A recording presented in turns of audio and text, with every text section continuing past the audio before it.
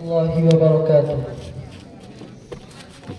إن الحمد لله نحمده ونصلي على رسوله الكريم.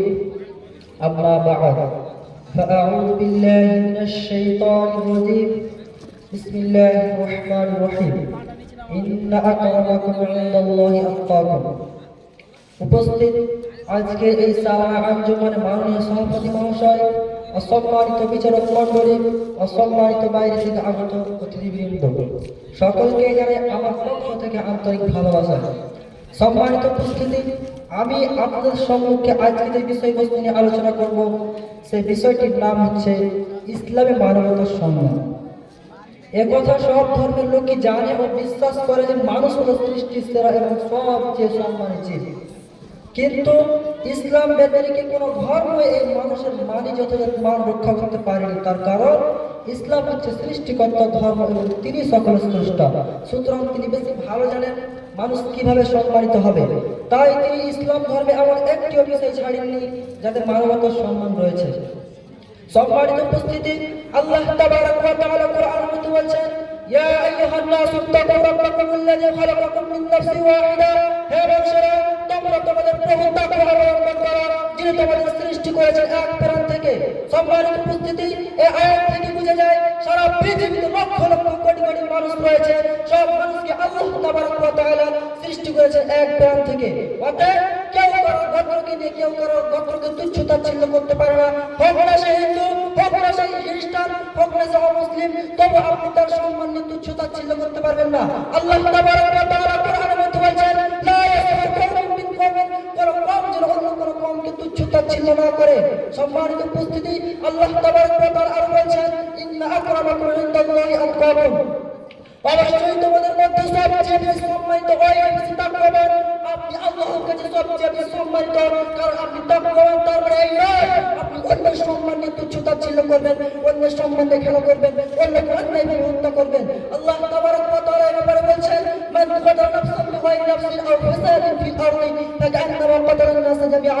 যে অন্যায়ভাবে একজন মানুষের প্রাণকে হত্যা করলো, সে যেন সমগ্র মানব জাতির প্রাণ হত্যা করলো। ওয়া আহইয়াহা ফাকান্নামা আহইয়া নাস জামিআ। আর যে একজন মানুষের প্রাণকে রক্ষা করলো, সে যেন সমগ্র মানব জাতির প্রাণ রক্ষা করলো। সম্মানিত উপস্থিতি, এখান থেকে বোঝা যায় ধর্ম ও বর্ণ নির্বিশেষে সবই সমান। আল্লাহ রাসূল সাল্লাল্লাহু আলাইহি ওয়াসাল্লাম বলেছেন, কাসু আলমিল মাইয়াতি কাকাসরি হাইয়া। একটা মৃত মানুষের হাড় ভাঙা রকম একটা জীবিত মানুষের হাড় ভাঙা সমান। এখান থেকে বোঝা যায় আপনি যেই মতো একটা জীবিত মানুষকে মারতে পারবেন না, একটা সেই মতো একটা মৃত মানুষকে মারতে পারবেন না। আপনি একটা জীবিত মানুষকে যতটুকু সম্মান করবেন, একটা মৃত মানুষকে আপনি যতটুকু সম্মান করবেন। সম্মানিত উপস্থিতি, রাসূলুল্লাহ সাল্লাল্লাহু আলাইহি ওয়াসাল্লাম একদিন এক ইহুদি জানাজা দেখে দাঁড়িয়ে গেলেন। তখন সাহাবারা জিজ্ঞাসা করলো, হে আল্লাহর রাসূল, এটা এক ইহুদির লাশ। তখন আল্লাহর রাসূল সাল্লাল্লাহু আলাইহি ওয়াসাল্লাম বললেন, আলাইসা নাফসা, এটা কি নাফস নয়, এটা কি মানুষ নয়? সম্মানিত উপস্থিতি, এখান থেকে বোঝা যায় আল্লাহর রাসূল সাল্লাল্লাহু আলাইহি ওয়াসাল্লাম সমস্ত মানব জাতিকে সম্মান ও মর্যাদা দিয়েছেন। সম্মানিত উপস্থিতি, আল্লাহ তাবারক ওয়া তাআলা কোরআনের মধ্যে বলেন, ওয়ালাকাদ কারামনা বানি আদম, আমি প্রত্যেক আদম সন্তানকে মর্যাদা প্রদান করেছি। এখানে কারামনা বানি আদম বলে সমগ্র মানব জাতিকে আল্লাহ তাবারক ওয়া তাআলা মর্যাদা দিয়েছেন, সবাই মর্যাদা প্রাপ্ত। সম্মানিত উপস্থিতি, ইসলাম শুধু মুসলিম প্রতিবেশী নয়, অমুসলিম প্রতিবেশীকে সম্মান ও মর্যাদা দেওয়ার নির্দেশ দিয়েছেন। ইসলাম মানবাধিকার বাস্তবায়ন রাসূলুল্লাহ সাল্লাল্লাহু আলাইহি ওয়াসাল্লাম তার বিদায় হজের খুতবায় বলেছিলেন, ইয়া আইয়ুহান নাস ইন্না দিমাকুম ওয়া আমওয়ালাকুম আলাইকুম হারাম। হে মানুষেরা, তোমাদের জীবন সম্পদ ও সম্মান একে অপরের জন্য হারাম। এখানে আইয়ুহান নাস বলে সমগ্র মানব জাতিকে উদ্দেশ্য করে তিনি বললেন, জীবন সম্পদ ও সম্মান, ইজ্জত নিরাপত্তা, মানবতার সম্মান। সম্মানিত উপস্থিতি, আর ইসলামে কেমন মানবতার সম্মান দেওয়া হয়েছে?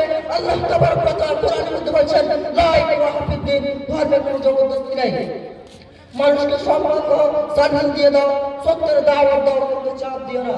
সম্মানিত উপস্থিতি, ইসলাম শুধু এবার নয়, একটি মানুষ সত্তার নাম, যেখানে মানুষকে মানুষ হিসেবে সম্মান দেওয়া হয়েছে।